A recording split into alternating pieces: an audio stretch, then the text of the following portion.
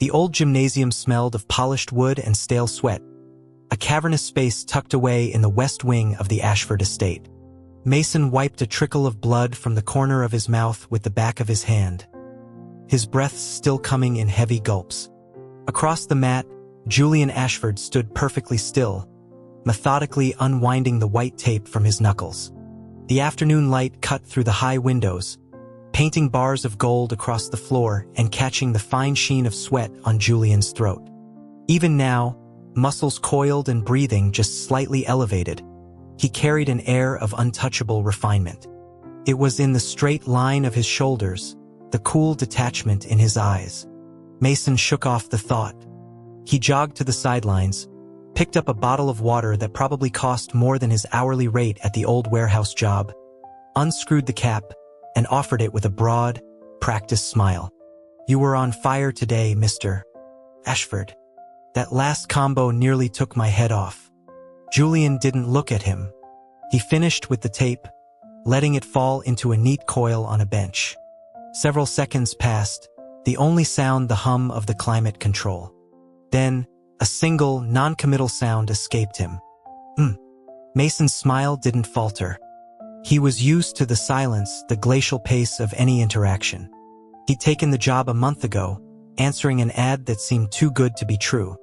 Private physical training assistant for the Ashford heir. Exceptional pay, minimal hours. The only requirement listed was high pain tolerance. The estate's head of staff, a man named Arthur with immaculate posture, had explained it plainly during the interview. The young master had certain therapeutic needs. He required an outlet. Mason's role was to be a receptive partner in their sessions and to exercise prudent self-preservation. Therapeutic needs. Mason had pictured something volatile, perhaps even frightening. The man he'd met in this very room defied that expectation. Julian Ashford was quiet, precise, his movements calculated and clean. Their sessions were intense, demanding, but Mason had never witnessed anything resembling the loss of control Arthur had hinted at. The silence, though, that was a constant. Communication was limited to terse instructions. Begin. Hold. Left side. It was less like working with a client and more like sparring with a beautifully crafted, slightly melancholy machine. Mason finished putting away the equipment, his mind already on the bank transfer notification that had lit up his phone earlier. The number of zeros still sent a thrill through him. He grabbed his duffel bag. "All set, Mr. Ashford. I'll see you tomorrow." He was almost at the heavy oak door when he heard it, so soft it was nearly swallowed by the rustle of a towel. 3 syllables, barely a breath. "See you tomorrow." Mason froze, his hand on the brass handle. He glanced back. Julian was already walking toward the private showers, his back a straight, unreadable line in the fading light. Mason shook his head, deciding it must have been the echo of his own hope, and stepped out into the hall. The next afternoon, the gym was empty. Arthur found him there, stretching by the mirrored wall. The older man informed him that Mr. Ashford had been called away on urgent business. The session was cancelled, but compensation would be unaffected. Mason felt a twinge of guilt. Getting paid for doing nothing felt like stealing. He told Arthur he'd wait a while just in case. He settled on the mats, scrolling through his phone, lost in a stream of silly videos. A low chuckle escaped him. "What are you doing here?" The voice, sharp with surprise, made Mason fumble his phone. Julian stood in the doorway, still dressed in a tailored charcoal suit, his usually impassive face etched with clear astonishment. Mason scrambled to his feet, a goofy grin automatically spreading across his face. He explained he'd hung around, just in case Julian needed to blow off steam after his meetings.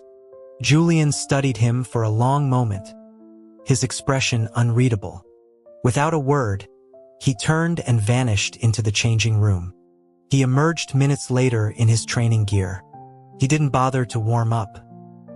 He simply took his stance at the center of the mat, his voice colder and flatter than Mason had ever heard it. "Begin."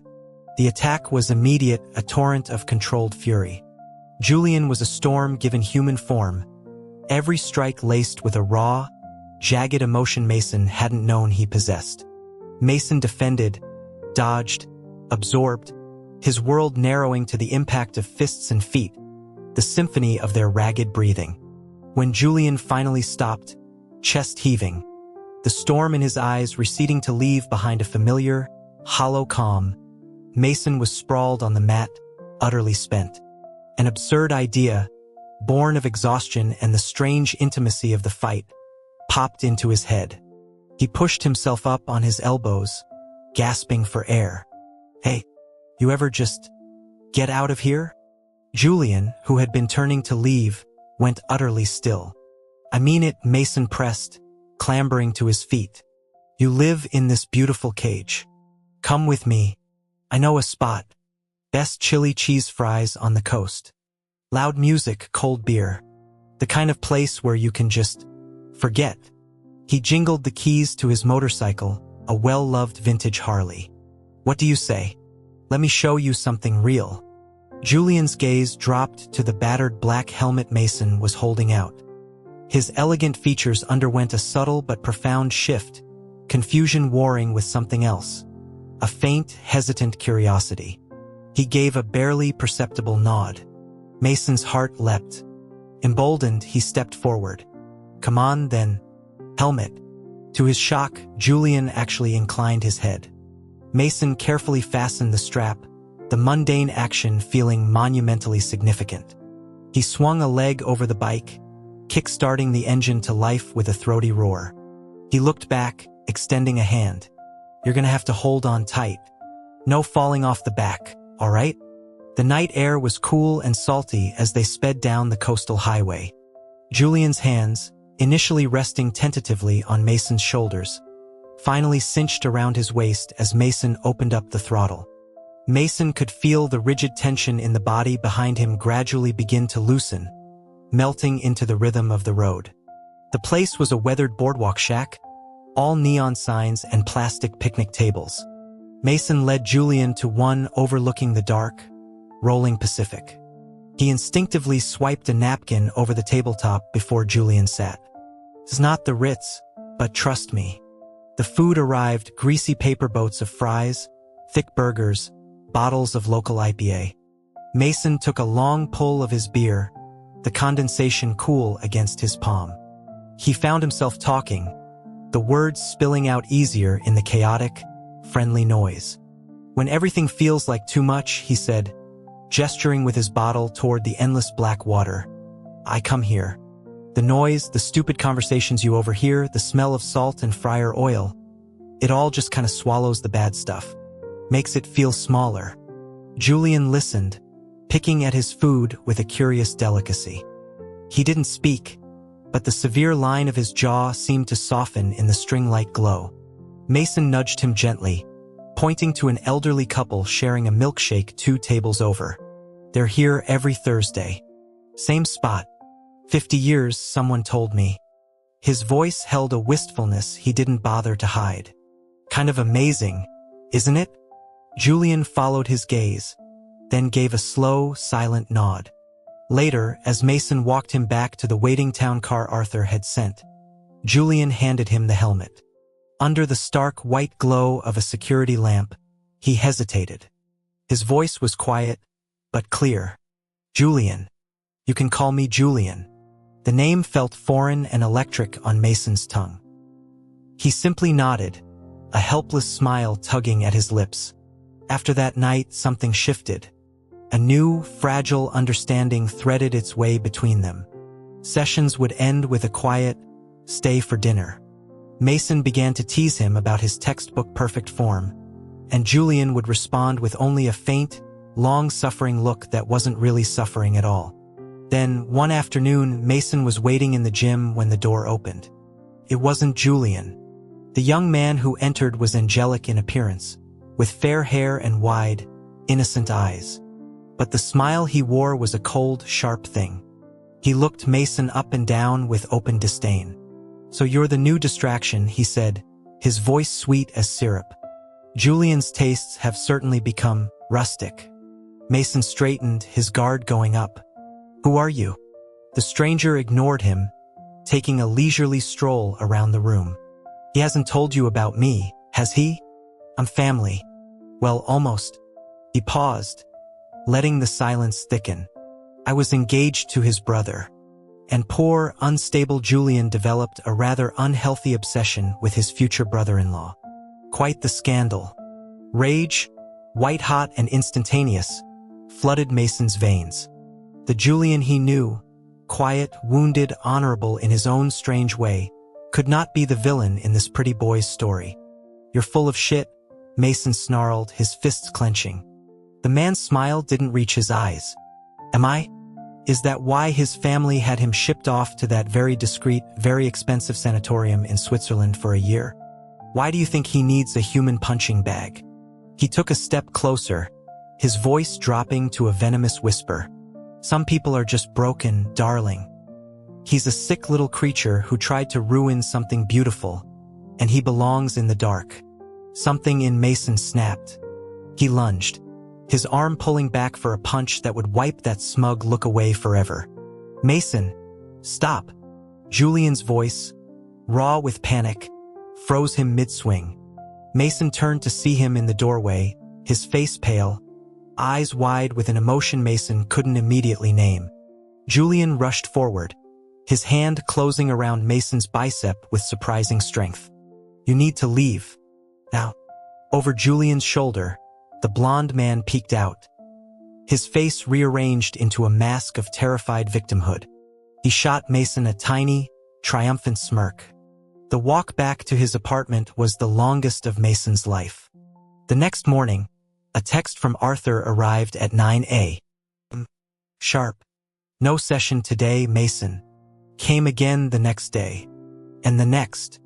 The silence stretched into a week, then two. The initial fury curdled into a sour, restless anxiety. He got a job coaching at a downtown boxing gym.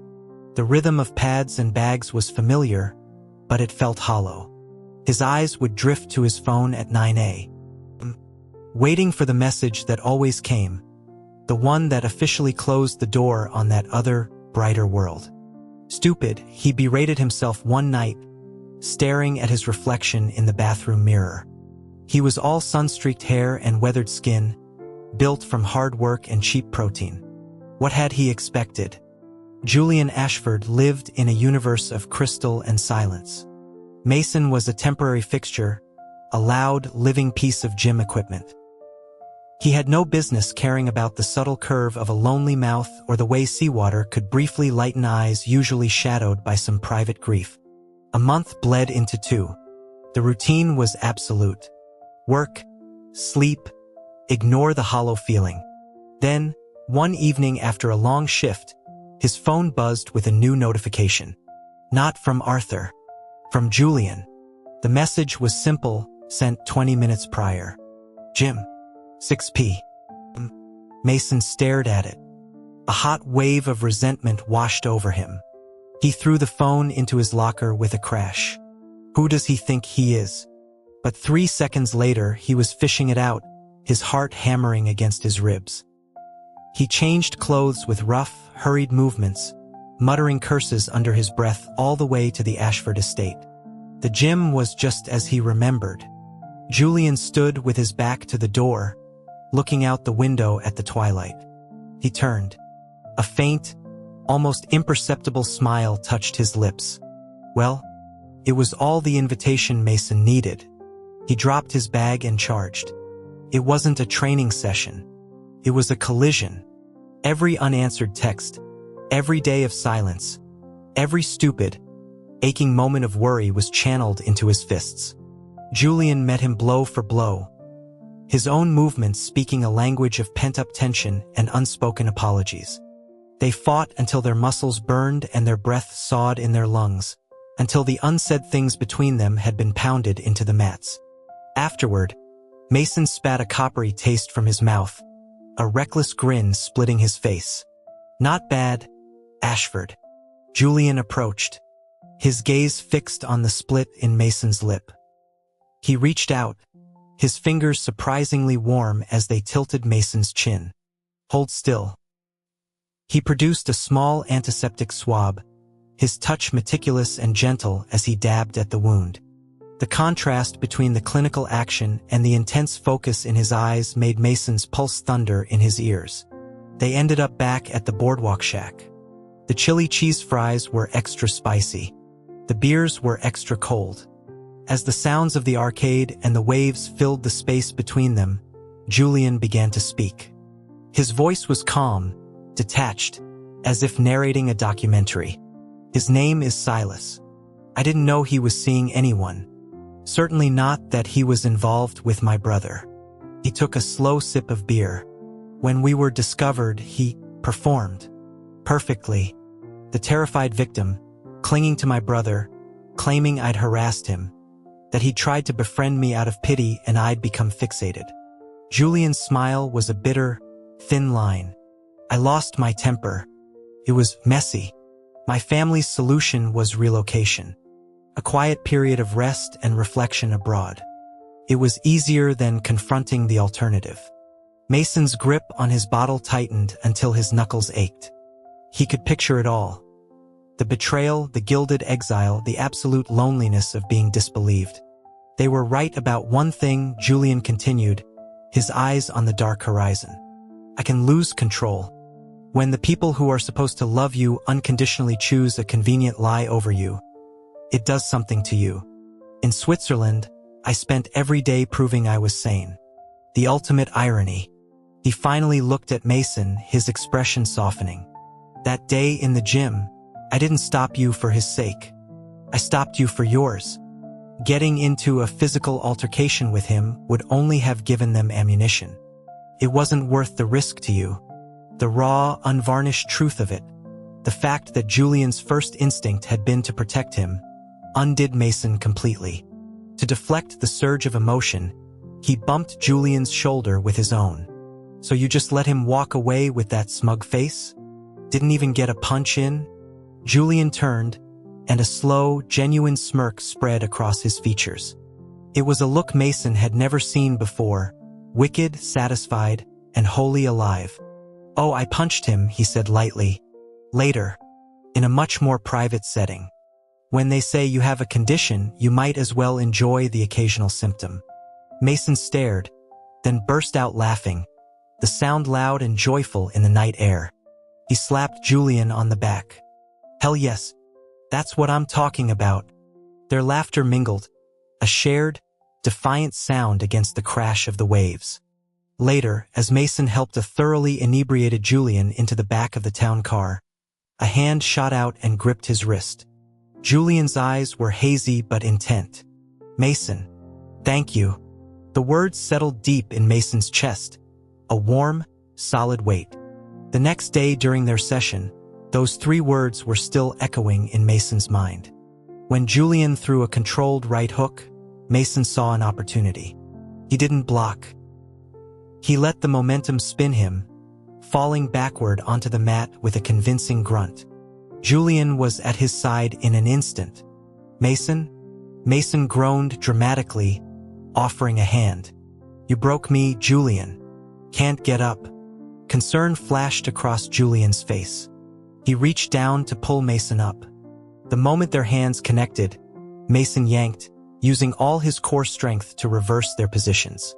Julian landed on top of him with a soft oof. His arms braced on either side of Mason's head. The world narrowed to the space between them. Mason could see the startled dilation of Julian's pupils, feel the warm puff of his breath. The gym was utterly silent save for the frantic drumbeat of his own heart. He lifted his head and closed the remaining distance, his lips meeting Julian's. For a heartbeat, Julian was rigid with shock. Then the tension melted. His supporting arms gave way, his full weight settling against Mason, and one hand came up to cradle the back of Mason's neck, deepening the kiss from a question into a profound, unequivocal answer. Not long after, Mason's duffel bag found a permanent home in Julian's spacious, minimalist bedroom. Life took on a new, surreal rhythm. One morning over breakfast in the sun-drenched conservatory, Arthur served them coffee. The older man looked at Julian, whose posture was more relaxed than Arthur had likely seen in years, and said with genuine warmth, "It's good to see you like this, sir. Truly." Mason, struck by the classic, almost cinematic nature of the statement, had to suppress a snort. He composed himself, meeting Arthur's gaze with sincerity. "I plan on keeping him this way, Arthur. You have my word." Under the table, Julian's hand found his, fingers lacing together. But some debts, Mason felt, demanded payment. The bitter aftertaste of Silas's lies and the family's complicity still lingered. He hired a discreet investigator. The file that arrived was thorough photographs, time-stamped receipts, testimonies. Silas had a history, a long and intricate one, of attaching himself to useful people, long before the Ashford brothers. Mason felt no hesitation. He compiled everything into a neat digital package and sent it, anonymously, to a curated list of every senior board member and major shareholder of Ashford Holdings. They had chosen willful blindness once. He would force their eyes open, let them see what and who they had sacrificed their own son to protect. That night, Julian wrapped his arms around Mason's waist from behind, his chin resting on Mason's shoulder. His voice was a low murmur against Mason's ear. The board received quite an enlightening packet of information today. Mason turned in his embrace, a proud, unrepentant grin on his face. "Yeah, bet it made for interesting reading over lunch." Julian studied him, his gaze unbearably fond. It was reckless and unnecessary, and he leaned in, his lips brushing Mason's temple. "Thank you." A warm satisfaction bloomed in Mason's chest. He tilted his head, his voice dropping to a playful whisper. "Just thank you? Seems a little cheap." Before he could elaborate, Julian's hand slipped under the hem of his shirt, his palm searing against Mason's skin. Mason gasped, his train of thought derailed. He grabbed Julian's wrist. "Hey, wait. We had a deal. Tonight was my turn to be in charge." Julian went still. Then he lowered his lashes, a practiced, vulnerable expression softening his features. His voice was a soft, wounded thing. "Mason." Mason groaned. He knew it was an act. He knew it with every fiber of his being. And yet, looking into those unfairly beautiful, slightly damp eyes, his resolve dissolved into dust. That single moment of weakness was all the advantage Julian needed. In the next instant, the world tilted, and Mason found himself neatly pinned beneath him. As Julian leaned down, a victorious glint in his now clear eyes, Mason had only one resigned thought. Damn it. Never underestimate a man who knows how to weaponize his own tragic beauty.